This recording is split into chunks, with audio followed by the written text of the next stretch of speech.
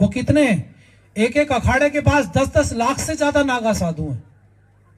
निरंजनी अखाड़ा और दूसरे 14 अखाड़े यहां पर कुंभ में पहुंचे हुए।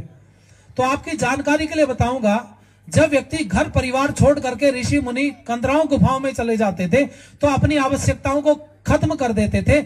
इसको हमारे यहां पर योग में अपरिग्रह बोला जाता है। क्या बोला जाता है? बोलो जरा। अपरिग्रह मतलब आवश्यकता से अधिक वस्तुओं को त्याग कर देना परिग्रह आता है। यानी कि वो जब वन में जाते थे, अगर कपड़े पहनेंगे तो फटेंगे भी कपड़े, फिर कपड़े आएंगे कहां से? तो उन्होंने वस्त्रों का त्याग कर दिया। वस्त्रों का त्याग कर दिया तो उन्होंने पात्रों का भी त्याग कर दिया, सोने चांदी हीरे जवाहरात सब चीज का।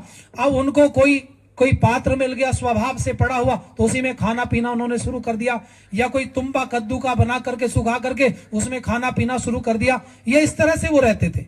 और दूसरा, नागा साधु आप देखते हैं शरीर पर राख लपेटते हैं। राख क्या होती है?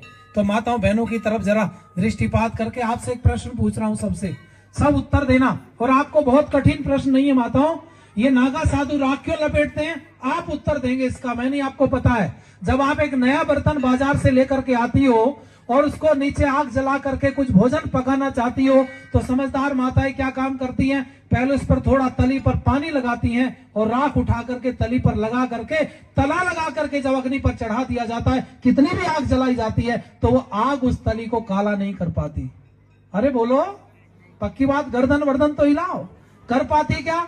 यही होता है। राख एंटीबायोटिक भी होती है और राख को सर्दी गर्मी भेद नहीं सकती, इसलिए हमारे नागा साधु शरीर पर राख लगा करके बैठ जाते थे। ना सर्दी परेशान करती है, ना गर्मी परेशान करती है, ना कीट पतंगे परेशान करते हैं, ना मक्खी मच्छर परेशान करते हैं। आराम से बैठ करके समाधिस्थ होकर के भगवान का भजन करते हैं।